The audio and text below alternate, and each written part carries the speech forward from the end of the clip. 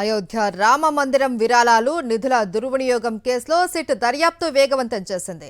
శ్రీరామ జన్మభూమి Teerthkshetra trust మాజీ general secretary Champat రాయ్ని SIT అధికారులు విచారించారు. ఆయన స్టేట్మెంట్ రికార్డ్ చేశారు. అలాగే రాజీనామా చేసిన ట్రస్ట్ సభ్యులు అనిల్ మిశ్రాను ప్రశ్నించనున్నారు. ఈ కేసులో ఇప్పటికే 8 మందిని అరెస్ట్ చేసిన సిట్ మందిర్ ట్రస్ట్ అధికారులను విచారిస్తోంది. ఈ దర్యాప్తులో కీలక విషయాలు వెలుగులోకి వచ్చాయి. సీసీ కెమెరాలకు అడ్డుగా నిలబడి విరాళాలు చోరీ చేసినట్టు సిట్ గుర్తించింది.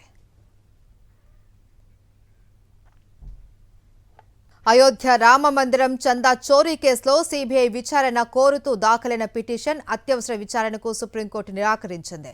ఇప్పుడు అంత అర్జెంట్ ఏంటి అని పిటిషనర్ను ప్రశ్నించింది. పిటిషన్పై అత్యవసర విచారణ ఎందుకో వివరిస్తూ ఓ లేఖను రిజిస్ట్రీలో ఇవ్వాలి అని సూచించింది. సుప్రీంకోర్టు సెలవులు ముగిసిన తర్వాత ఈ పిటిషన్ విచారణకు వచ్చే అవకాశం ఉంది. అటు రామ మందిరంలో విరాళాలు నిధులు దుర్వినియోగం కేసులో సీబీఐ దర్యాప్తు చేయాలి అని అలహాబాద్ కోర్టులో పిల్ దాఖలైంది. ఉత్తరప్రదేశ్ ప్రభుత్వం ఏర్పాటు చేసిన సిట్ ప్రస్తుతం అయోధ్య చందా చోరీ కేసును దర్యాప్తు చేస్తోంది. మరిన్ని అప్డేట్స్ కోసం ఛానల్ ను సబ్స్క్రైబ్ చేయండి. నోటిఫికేషన్స్ కోసం బెల్ ఐకాన్ పై క్లిక్ చేయండి.